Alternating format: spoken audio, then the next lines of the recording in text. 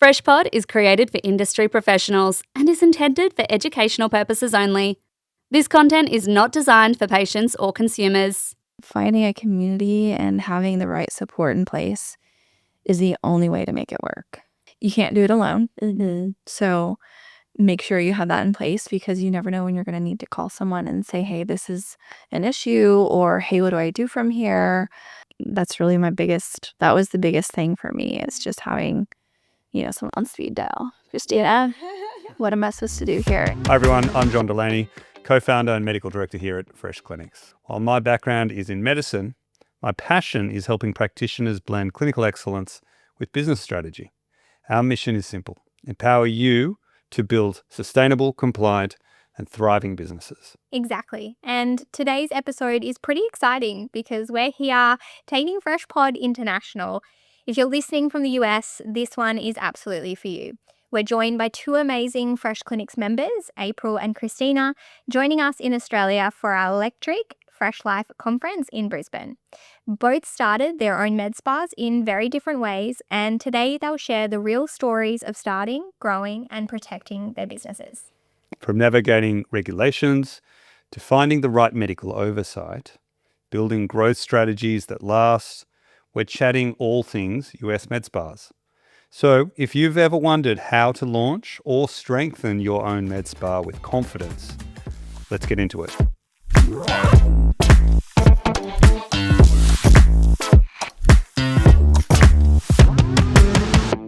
April and Christina, thank you for being here. It's such a pleasure to have you. Yeah, absolutely. Well, let's dive right in. So, April, to you first. We're interested in finding a little bit more about real nurses, their experiences, running med spas, balancing life. Balance might not be the best word, blending life, trying to work out how to be a mum and be a business owner and be an injector. And can you tell us a little bit about your background and why you decided to open a med spa? What led you on that journey? Sure. I can think of a couple different reasons I became a nurse, specifically to become a midwife. Obviously, that is not my path. I found out very quickly that being on call and having 4 kids it's absolutely not going to mesh. So I went into women's health. I'm huge on empowering women to take control of their bodies and their health and their wellness. Our slogan in my practice is mind, body, and soul. So we kind of work on every aspect of the woman and men. We don't discriminate.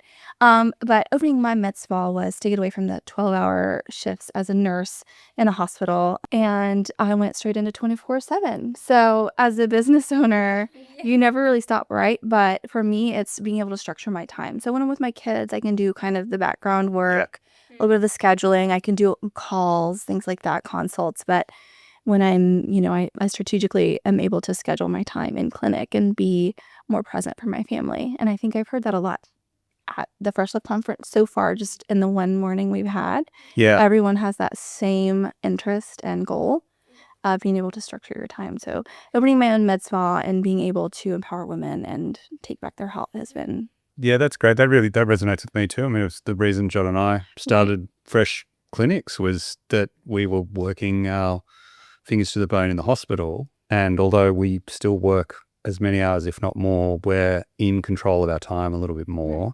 And, a good example this morning, it was my son's birthday and I stayed at home and then came to the conference, that sort of stuff. The hospital demands your attendance and your presence to be able to treat the patients. And that's, we have a lot of affection for the hospital, a lot of appreciation for that side of clinical medicine. But yeah, running your own business has its own challenges on your time, but it also allows you that flexibility to be able to be the parent you want to be or the partner you want to be, and that sort of stuff's important, right?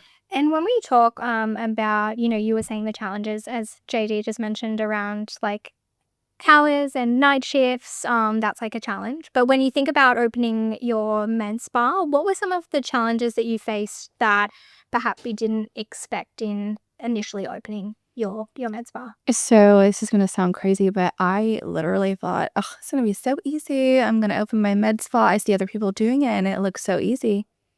So I had a lot of challenges in the beginning. A big wake-up call that this is a lot more intensive and kind of finding my footing and actually structuring a business. And good thing I was kind of a data analytics nerd coming into this. I did accounting and property management and business development before, lots of marketing and sales. And so before becoming a nurse, right, my third career.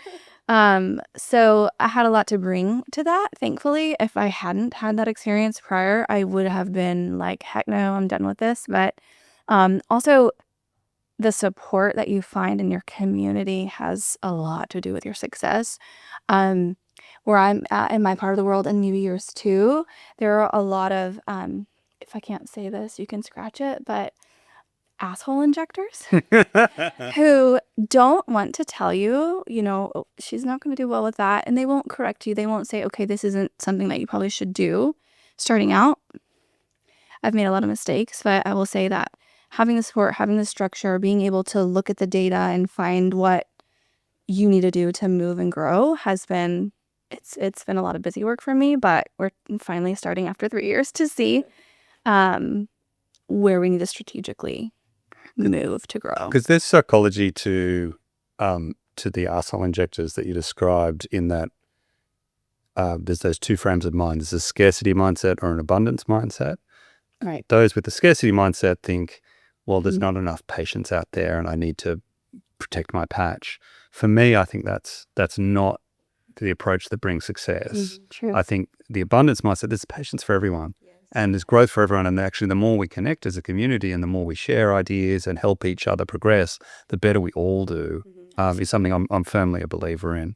Yeah, and I think Fresh has brought that my way.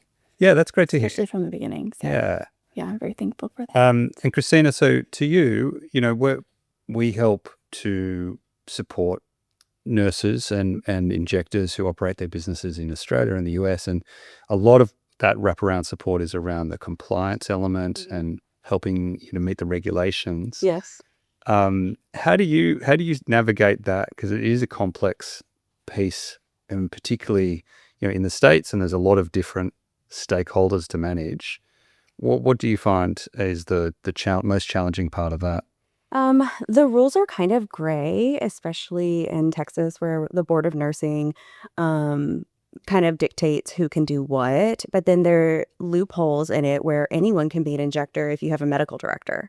So these people are essentially like anyone with zero training, a couple hours learning Botox techniques, and they're injecting. So fighting against that is really something that I'm passionate about, because I think there needs to be more regulations. It is surprising to me that in the US, which does seem to be so litigious, that it's simultaneously an industry, particularly the injectables industry, that seems to embrace a lot of risk. Yes. That probably isn't as embraced over here. I don't know if you've noticed that, but it's a bit more straight vanilla toxin filler over here. But the States, the medspa concept, it's not just a name. It is a medspa. It's a lot more perimedicine. There's a lot more care delivered. And to April's point, you could wrap around a lot of care around women's health and some more holistic looking at the whole person. So with the regulations, I really put off getting into injecting because it's what I've always wanted to do. It's literally why I went to nursing school. So, and then I did labor and delivery as she did. And so finally I found my way back and I decided, okay, I'm going to kind of go for it because I'm seeing all these other people opening their med spas and injecting. And I was like, okay, I can do this. I found Fresh clinics who offered that compliance and that piece to help me navigate those rules, which are different, like even in every state in the U.S. So, you can have different regulations between what nurses can do versus NPs and then NDs. How have you found growth for your practice? What are the sorts of things that you've done to help attract new patients, to get the patients who are coming in to spend more time with you or to invest in other modes of care with you? What are the things that work for you in your clinic? I switched from just getting them in, doing what they're requesting, which is maybe Botox, maybe a lip filler, and I changed that to a full facial assessment. So I really want to create a plan for them long term so that they keep coming back and they know where they're going with their treatment. And it's not just like this one time where they're coming to visit me. So when they do that, they know, they're with me and I'm in it with them. I develop that relationship when I'm doing that consultation, which is really important. Getting to know them. So if I have somebody, she's a speech pathologist, for example, and we talked about doing her DAO muscle with talks. And I said, well, that wouldn't be great for you because as a speech pathologist, you need to be able to show those mouth movements to your patients. And that's important. So we didn't do that for her. Yeah.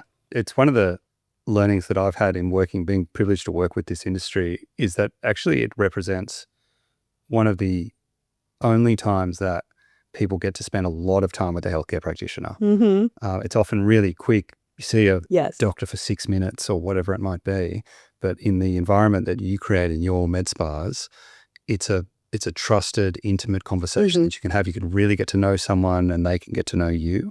It's a pretty special thing. Yeah. And equally, like to what you were saying, when you first start out, like we hear members talk about, it's a really weird environment going from you're working in the hospital and it's a therapeutic environment to all of a sudden there's like this, not retail environment, but like the patient is coming in and specifically asking for something that they are then paying for. And so it takes a little bit of time to, one, you're learning to be an injector, to run a business, to have the confidence to actually shape that conversation in a way that you're understanding what they want, but maybe them asking for Botox isn't necessarily what they need. And that's a soft skill that you have to learn, and we hear members to say that that's probably the toughest part, is moving from what they're asking to what they're needing. What about yourself, April? What were some of the first growth moves or things that you started to do in your clinic as you felt more established and got your patient base? So I'll capitalize on what she said.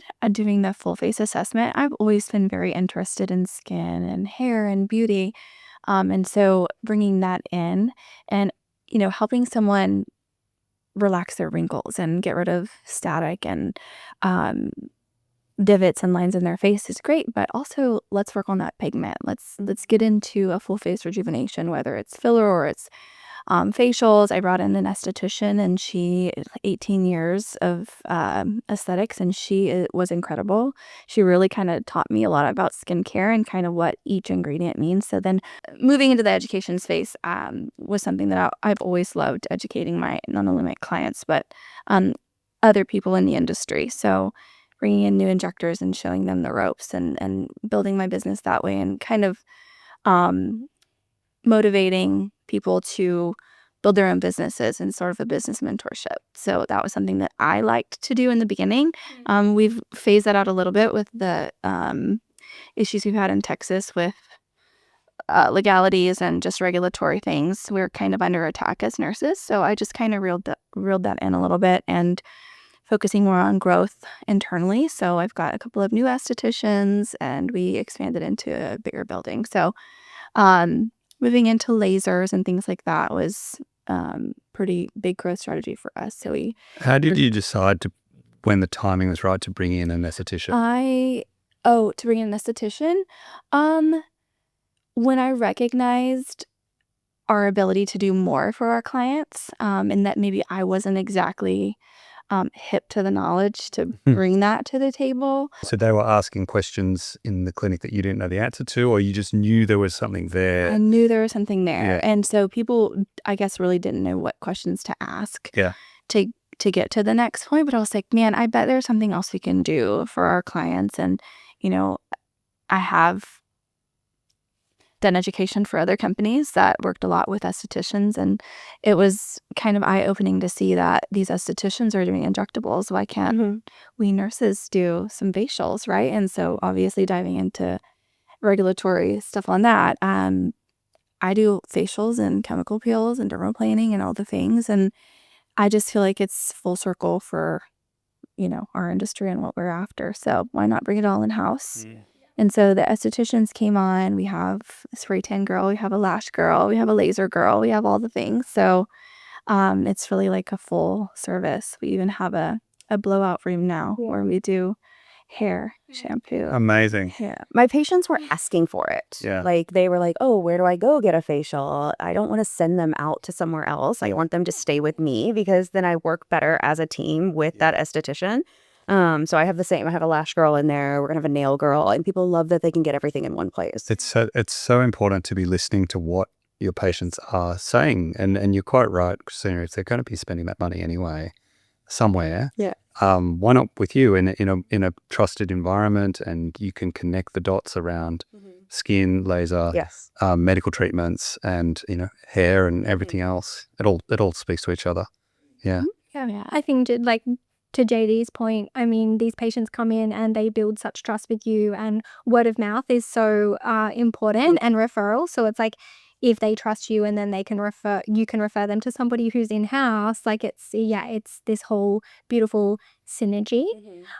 Christina, for yourself, when you were first sort of starting out and entering into the industry, how did you decide what services you were going to do first? Because we know, similar in Australia, there is so much now. There are so many products available. There are so many service offerings. What was your mindset around that? I probably started out like everyone else, which was Botox and lip filler, right? That's what a majority of people wanted, but I knew there was something more, and the full facial rejuvenation is what I loved the most. And it took a lot of training and education to get there, and I think that lacks in a lot of practices where they're not continuously training or learning more about the industry. So that's my big focus, is how do I further myself and my artistic eye in order to blend the science and the beauty together, because it is an art, what we do. And not everyone needs to look the same. We all have individual beauty, because I don't need you to look like every other person. That's what makes us beautiful, is being different. But the small tweaks that we can make really just add to that aesthetic pleasing eye. Yeah, the artistry's, it's so important. The technical skill must then be combined with the creativity to see something that isn't there already and make it so. And I'm constantly impressed by the artistic, creative capabilities of the people that I see. So when someone comes to me directly, and I think you guys were talking about it earlier, they ask directly, and what not a lot of places, as an MD, do you get to come in and ask for what you want as a medication? And people do that in aesthetics. They say, I want Juvederm here. And that has to be a conversation of, that's not how your face anatomy is. Where are they getting this information? Right. TikTok influencers. You've got to shut that down. He's one thing that we can't allow them to dictate their treatment. So it takes a lot of education to tell them, okay, well, think about how your face is aging. So we go into that whole spiel. And then what you're doing, pulling your face up like this, that's not filling this. This is bringing it back and really adjusting the volume, making. And then do you quickly, with that conversation, work out if that person is going to be the right sort of client for you? Yeah. Because if they say, yeah, but I still want what I asked for, that's probably not your client, right? And I think it takes a lot of integrity as an injector to say, you have to walk away. You're not the right patient for me, because this is also my reputation.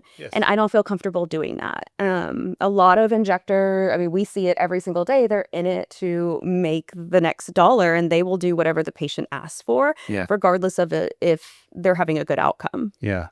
There's an overall lifting of standards that I think the US would benefit from in that regard. I think that we know lots of high integrity injectors, but the desire to please the customer is such that eventually someone will find someone to do the work. That also happens here, don't get me wrong. Okay. But I think because of maybe in Texas, because of the willingness to let anyone inject, there ends up being a lower point, a low water point where people can go to, and that can happen. And then bad consequences occur, right? Because the person may not have the right trainings, doesn't have the qualifications that we would certainly assume would lead them to be able to understand the anatomy and so on. The number of people that call me an esthetician is wild. It's no, I'm a nurse. This is what I do. And no shame to estheticians, they can be beautiful injectors. Yeah, of course. With the right training. But then there's a lot that have zero education and training or any license they want, but they don't get the anatomy training in estheticians. I think the other big difference is most people can learn how to do certainly some basic talks and some basic filler and that sort of thing. But what we find as the MD supervising is when a complication occurs, someone with real clinical experience knows how to handle that. Right. Even something like a vasovagal might occur, right? Patient will faint. Yes. If you don't have clinical experience, that might be a shocking emergency experience, and that level of prior clinical experience shines through that. So nurses that we interact with who've worked in the hospital before know the hierarchy is there for a reason, because when complications occur that need to be escalated, there's a need to recognize, there's a need to escalate, et cetera, et cetera. That side of it is also, I think, underappreciated when considering what happens after an injection if something goes wrong. If there's a vascular occlusion and so on, if someone doesn't have the right clinical training, they might not know how to draw up epinephrine or reconstitute the pilates or whatever it is. And then protocols in place for those. Right. Like, how to administer them. How to follow a protocol, Fresh Clinics is your trusted partner in building a compliant and sustainable med spa. From streamlined medical oversight to business resources and growth strategies, we're here to support you every step of the way. Visit freshclinics.com to learn more. And for you guys, April, I might ask you, when you talk about there being such a disconnect with, who can inject and the differences in experience and what you are and aren't willing to do, for your own business, how does that look when you are trying to build and retain patients who, to what Christina was saying before, might come in and want something really specific and that doesn't agree with their anatomy or what you want to do. What does building a business look like in this space for you? Yeah, that's it. I mean, it's pretty complicated. And so I think knee-jerk reaction for a lot of people is, to be sort of negative in that way. But it gives me the opportunity to educate my clients and show them that, I see where you're coming from. This is, I absolutely agree. Everybody wants bigger lips, right? Yeah. But physically, I cannot make this happen. You're never going to get that much volume from this much lip, right? So just giving myself the opportunity to come to the table with educating my clients and showing them what we know and proving to them that, give me 6 months, like we were talking about earlier, setting up a treatment plan and showing them that longevity, they become a lifelong client. So that's where we retain our clients, our patients. I like to call them patients. Yeah. We're medical, right? Saying no ends up being the best thing that you could for not only your patients, but for your business, right? And if someone does not accept a no, then again, they're not a client that I want to keep, So I have had lots of situations where there is a hard no, there's a hard stop, and I just have to say, I'm sorry, I'm not the injector for you. And then you see them back because homegirl down the street did a great bang-up job on them. So we have to fix it, and that's fine. But that's where we set ourselves apart from people who they might be nurses and they don't have the education to deal with a complication. Yeah. I've had people who are reps for big-name brands who are a model of some of their own shows, and they'll come to me, and this happened once, and she's having a vascular occlusion and I have to fix it, but I didn't do the work in the first place, and so it's a complicated situation. What did they use?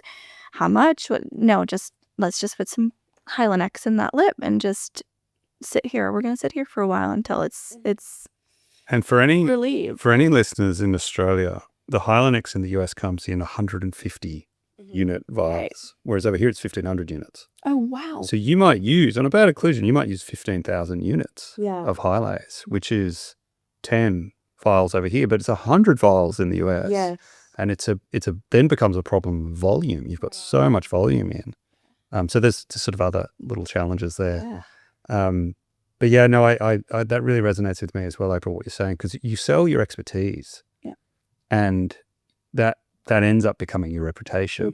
And if you don't have that barrier around, well, no, my expertise says no, and you uphold that integrity, that reputation can't become established. So it's really important to recognize those things, I think. And then you have walking billboards of your work, and so if I would have said yes and I would have done the things they're asking, and they're walking around going, April did this. I know.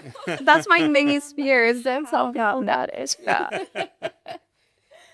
I think setting expectations is really important, because if they come in and they think that they're getting 20 units of toxin, it's going to fill their whole face and fix all their wrinkles.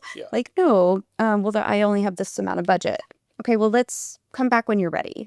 Let's get you the result you want and what you're asking for. And I always tell them that. I'm like, sure, I can put 10 units in your forehead, but when you come back in 8 weeks and it's gone, you're going to be disappointed in your treatment.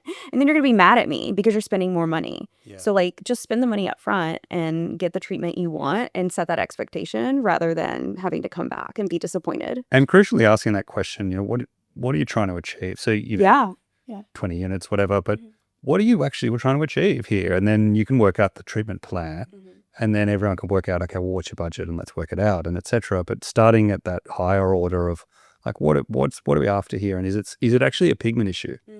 Is it actually something that we should be looking at, lasers or RF treatment or something like that? That's that expertise in the room, right? Yeah. So educating on what's filler versus tox. People come in and go, I need Botox in my lips. Oh, I filler. All the time. But the nasolabial folds will ask for Botox. It's so weird. I love it. I have a question for y'all. Is that I wonder if in the Australia, if you guys have the same fear of filler, or like the general public. Because in the US, there's a huge fear of filler.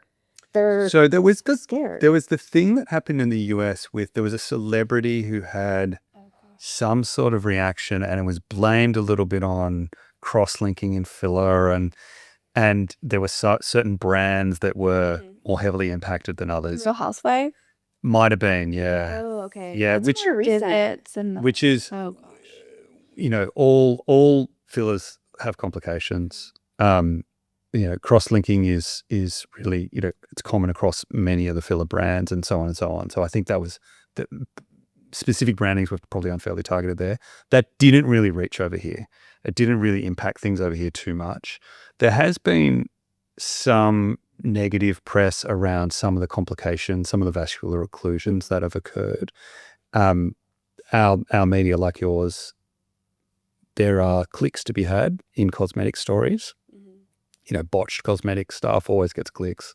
And so there's some sensationalism around that reporting. I think overall, Australia has a pretty good culture around cosmetic aesthetic treatments, and it's administered pretty well here. The safety safeguards are pretty good here. And by that I mean it's pretty limited in who can do it and what are the situations under which they can do it and what training do they need to have, so on and so on. And it's pretty vibrant. Australians love aesthetic and cosmetic treatments, similar to the US. We're outdoors people. We enjoy looking good, feeling good, and all those sorts of things. And it's, there's a pretty healthy middle class here. So there's lots of people who can still afford treatments and like to spend that money on themselves to feel good. So I don't think there was the negative reaction to your point around people being afraid. I guess it's not like afraid of adverse reactions, but afraid of looking like they have filler. The pillow face. Oh, yes. That's where the injectables in the US mostly, I don't know about other places, but and in certain areas like, LA, or you think they would have the best people, but somehow the lips enter the room before. Yes. Or their cheeks are like, it's just, good injectables are undetectable. That is my thing. They should not be seen on your face. So when I tell my clients, I'm like, if you see their filler, it was not done with the right product, with the right person, with the right technique. I mean, they should look natural. I think there are trends, and I think that in Australia there are certain people who go after really oversized filler as a stylistic choice. That's a deliberate choice. Yeah. And they, it looks good for them and they feel good about it. And that's certainly something that's done. It seems to me that in the last few years, that trend has become much more naturalistic. And we've seen a big decline in the amount of HA filler use and a big uplift in the amount of skin booster use and biostimulators. And so that's more, much more about skin health, your own skin looking much more revitalized than it is structural change. Filler's always there. It's still a big part of it, but we've seen a shift in focus. I don't know if that answers your question. Yeah. No, it does, for sure. We were talking about earlier that the big regenerative medicine or regenerative aesthetics push. Yeah. It really lends itself well to my brand. Same. What we're doing and giving people the opportunity to use their own collagen production and just giving it a boost. So, yeah. So I might ask you, Christina, but how we've spoken a little bit around regulation changes and like a couple of differences with who you are and who starts a business, but how do you stay up to date and stay confident in with the regulations forever evolving and changing? Trainings and being involved in the political regulations, basically. So Jennifer's Law was just passed September 1st. So now you actually have to be an RN, NP or MD in order to do any kind of IV therapy. And before you had anyone doing it. Which is very reasonable legislation. Absolutely. I might add. Yeah, it was unfortunate that they took out the wording that, was in regards to injectables, because that's where we really need it. So just and as a briefer, Jennifer's Law was passed in response to a woman who passed away after being given an IV infusion of TPN in a medspa. She was a well woman, nothing indicating TPN, and she passed away from that, and that was given by a unregistered someone who wasn't a healthcare professional. Right. And I think it's unfortunate that nurses came under fire for that. Right. And our specific they role is under attack. regulate, like even NPs doing GFEs. Yeah. Only in aesthetics, where in a lot of places NPs have full autonomy. Yeah. It just didn't make sense. Well, yeah, so it didn't make sense for us to come under fire for something that an unlicensed personnel did. Well, I can appreciate the entire movement, Yes. but I was like, oh gosh, no. Yeah. My whole life is up in a mirror. Yeah. I'm thoroughly going through NP school, and a lot of that is doing the regulations, so economy and economics and the legislation and how we enact change and policy. To know how to read it, and you have to have, well, obviously, it's like a whole job. It is. To read the legislation, but having the backing of a really good attorney or group is really like my way of understanding the legislation and how does it affect my practice and where do I stand and what do I need to change, right? So It's very complicated. Yeah, I mean, staying up to date with that is how I knew I needed to display my license and my medical director's license, but also have my name, displayed as a badge in my credentials. So all of those were changes that came about recently that I'm not seeing everyone do, honestly. And from a fresh perspective, I mean, JD can speak to this more than me, but in Australia and the US, that is, something that is really important to us and something we see done incredibly well in Australia. And hopefully you guys feel that in the US is the community of like-minded nurse injectors, much the same as in Australia, who can also learn and lean on each other for the insights, the support, and setting the bar together. Like, I think that that's really important. It's something we're really proud of. Which is a great question for the both of you. What was it that made you decide to join Fresh in the US? Well, to your point. I didn't mean to say that. For sure, the community. I mean, that was, it's really scary and daunting to open your own business. Sure, I had injected for a few years before that, but I was so new to opening a business and operating solo. I mean, we have orders in the hospital, we have dictation, we have, we're very well controlled. People tell us what to do and we go do it, which is what we were talking about earlier. But having colleagues to ask questions of right, exactly. And so that's where the support comes in. So there's a couple girls in Texas that I met through Fresh Clinics when we had our first event. A freshly plated, I think was what it was, and we need to bring that back right away. I love it so much. The first few gals that I met are like my best friends in business and in life. I mean, going through something like opening your own business together right after COVID. Yeah. Can I say that word? Yeah. Yeah. You won't summon the demon. Yeah. Yeah. But, it's having the opportunity to build those relationships in business is huge. And also the support, the training, the involvement, being able to come to you guys, even as our fearless leader, owner here, just to have a conversation. Like, he hopped on just like a random, what was it, Google webinar with me and just answered some questions. I'm always humbled by the position we're in, where we get to support you to do that. What you've just described, it's a really, it's an amazing feat. And we did a survey of the Australian industry recently, and 90% of the small businesses that we support are owned by women. And that trend continues in the US. For me, that's super inspiring. We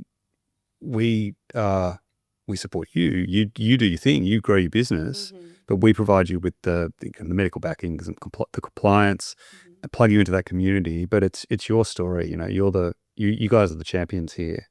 And what about you, Christina? What's something that's connected you to the Fresh community? The support, 100%. So when I was looking for a medical director, I knew that was one of the pieces that I need, honestly. And there's doctors jumping at the chance to be medical directors.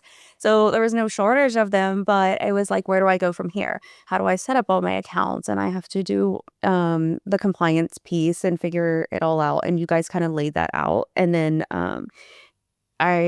from the beginning, it was JC and now Casey, who's incredible at the support that I get. Shout out Casey. Casey's in the best. I can't even tell you that I recommend you guys to so many people, to everyone I know who's like, I'm looking for a medical director. And I was like, you get so much more with Fresh Clinics than just a medical director. Yeah. The way that I can reach out to anyone on the team and they're like, okay, I don't know, or you know what, we're going to make that happen. And you have made it happen for so many things that I've kind of like, oh, I have this idea or I want to offer this, and it just happens. And it's really amazing. Yeah. It's so nice to hear, and we're continuing. We've just sent off another fearless leader to you guys, Rob, who's at the conference, and Casey's very excited. Yeah, he's moved over there, and we're excited for him. But yeah, our internal community continues to grow in the US, and it's really nice to hear that from you guys, like in the flesh. I love the growth. Because so many times companies are like, well, this is what we do. We're just kind of stick to this. And you guys are like, no, let's add whatever you need and let's expand. And that's help support us. That helps us grow. Yeah, it's been, the community you're seeing today has been a combined growth story where it's often nurses, so they'll start a clinic, it grow, and we then grow with them, and more join, and it's a collective effort. So we're actually all in the same team, all growing together. That's a really exciting thing to be doing. We might just finish with one last question. This has been an awesome conversation, so thank you so much. I'll ask both of you, but what if someone was listening to this who was considering starting a med spa of their own? If you could give them one piece of advice, what would it be? April? Me first? Yeah, you go first. Oh, goodness. I read that question and I think I had a dream about it last night. Gosh, there's so many pieces of information, a bit of advice that I would give, but I think really, and this is going to sound like I'm just repeating myself, but finding a community and having the right support in place is the only way to make it work. So you can't do it alone. So make sure you have that in place, because you never know when you're going to need to call someone and say, hey, this is an issue, or hey, what do I do from here? That's really that was the biggest thing for me, is just having someone on speed dial. Christina, what am I supposed to do here? And Fresh provides that. So funny. We've heard that a lot in the first 24 hours. Like, I've heard actually quite a number of people say separately is like, we are better together. Yeah. And that's definitely something that you feel when you're in person, but when you're like on your own in your clinic, it's nice to know that you can reach out to somebody that it was on the same page and wants to support you. So what about you, Christina? Aesthetics was highly coveted for a lot of people, and it was an industry that you couldn't break into, right? It was, you had to know somebody, you had to have experience, but you couldn't get experience because nobody would give it to you. So I went out on my own to gain that experience, and the training. I think that's a really important part of it. And then, like she said, the community. So having other people that you can call on, because it's not a competition with them. The people who come to me like me, they want to see me for who I am because we have a connection. And if they're seeing April down the road, that's beautiful because she does something different and they have a connection with her. And so I collaborate with those people rather than push them away. The industry changes so much every day, and just staying abreast of all of the Injector Bunny said it. And When I went to go see her, she was like, "Okay, I told you something completely different last year, and now what I'm telling you is, this." And she's like, "Forget that." yeah, things change. We really have to be aware of how things change. That doesn't mean that your philosophy and like your mission and your values have to change. It just means that you're going to adapt. And Well, what did she say earlier? You've got to know what something is to be able to say no to it too, if it's not for you. But the information distribution to the patient side is so fluid now. So patients will know about a new device and a new treatment and and if you're left scratching your head when they come in, it's not a good look. Yeah. Oh, I am like the biggest nerd on information. And so I tell people, I'm like, if I'm going too deep into the science, just tell me to shut up. Like, just inject me. Okay, shut up. I do have people that have to tell me this, educating me. I don't want to hear it. So I just love it. And I feel like it's important for people to know what they're getting, what they're doing. And if you come to me and you say, I have no idea what's in my lips, well, someone didn't educate you well enough, or you just didn't care. Yes, so that's fine. I mean, it's safe to say you're both very passionate. It's been so nice chatting with you both. I think the biggest takeaway for me listening to you guys is there's a lot of similarities in the US, in Australia, but passion is definitely one of them. And also that your community, like I've heard that quite a few times, and whether that be in your immediate surroundings in your business or with like-minded injectors, we don't want it to like lose the weight, but community as a word, it means a lot in the fresh business, both internally and with our members. So what's been the takeaway for you, Jim? I think my takeaway, just something Christina said before, in that you sell yourself and no one could replicate that. So being that expert and bringing all of yourself and your energy and your spirit into what you do will give you that lasting success and satisfaction. Well, thank you. Thanks so much, guys. What a pleasure.